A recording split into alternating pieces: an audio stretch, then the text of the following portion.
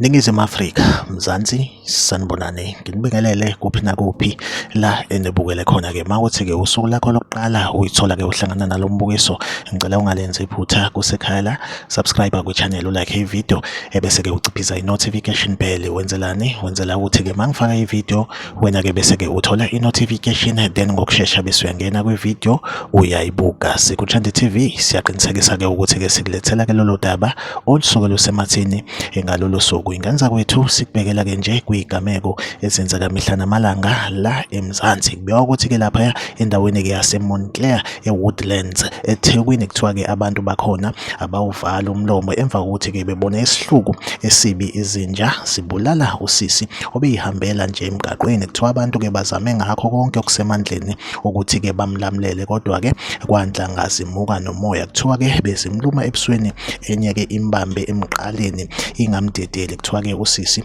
uze wadlula emhlabeni. Lesigameko senzeke lapha endaweni-ke yaseWoodland eMontclair eThekwini. Like ivideo, subscribe kwi-channel, uphinde ucommente kwi-comment section ungitshela ukuthi kuthini ukuphawula kwakho ngalolu daba. SikuThandi TV izohlezi ikhona la inilethela-ke indaba eyisematheni usuku nosuku. Asihlangabezane kwivideo elandelayo.